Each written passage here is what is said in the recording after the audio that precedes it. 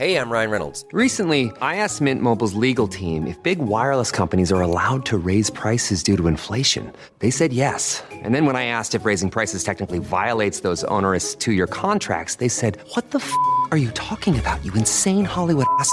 So to recap, we're cutting the price of Mint Unlimited from $30 a month to just $15 a month. Give it a try at mintmobile.com/switch. $45 up front for 3 months plus taxes and fees. Promo rate for new customers for limited time. Unlimited more than 40 gigabytes per month. Slows full terms at mintmobile.com. Welcome back, everybody. It's Thursday, December 12th, 2024. Born on this date in 1963, actress Teresa Blake of Tuscaloosa. Now, if you watched All My Children during the 90s, you remember her as Gloria Marsh. Today, let's talk about Senator Tuberville's feelings on Social Security and then offer 3 pieces of really good advice, each backed up by an Alabama news story. My name's Ike Morgan, and we are down in Alabama.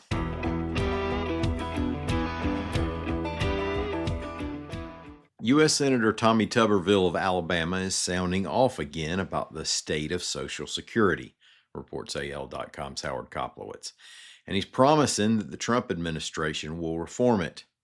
Wednesday on the Senate floor, Tuberville called Social Security a big Ponzi scheme. Now, a Ponzi scheme is an investment system in which investors are paid not by their investments making actual money, but by new investors buying into the scheme. And indeed, Social Security payments to today's retirees come from Social Security taxes being paid by today's workforce, although there are some reserves that provide some cushion if the system plunges toward insolvency. The senator has previously argued that if people kept their Social Security taxes, they could make better investments with that money than, well, putting it into Social Security.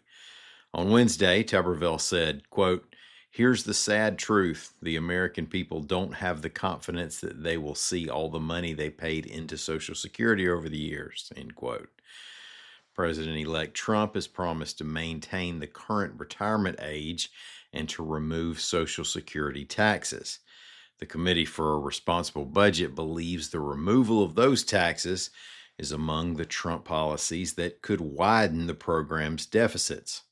Other policies the group is wary of include ending taxes on tips and overtime and imposing tariffs. Now we're going to enter the public service announcement part of the program. I'm going to state 3 pieces of really good advice and then back up each piece with a news story.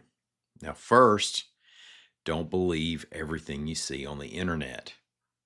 AL.com's Heather Gann reports that TikTok personality Slot_7.0, or Slot Machine Queen, has been arrested on 7 counts of charitable fraud. Authorities say Slot Machine Queen, or also, if you will, Amy Downs of Athens, solicited donations from around the world for domestic violence victims and the homeless. Allegedly, no such charity was registered for her, and that since 2021, she has deposited nearly $1 million into personal bank accounts. Second piece of advice, make sure you have a cover on your electrical panel.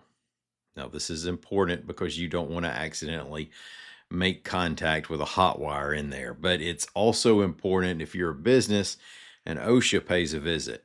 AL.com's Patrick Darrington reports that the U.S. Department of Labor has proposed a $103,000 fine against Dean's Sausage Company over repeated safety hazards, the most serious being missing electrical panels.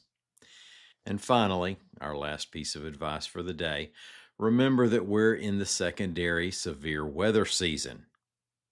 So if somebody says bad weather's coming, still a good idea to pay attention, even though it's not exactly April. Tornadoes can happen during any time of the year in Alabama. AL.com's Lee Morgan reports that an EF0 tornado touched down a little after midnight Tuesday, just east of Andalusia. When I say a little after midnight Tuesday, I'm talking overnight, Monday into Tuesday. Now, there was some damage from the tornado, but no injuries.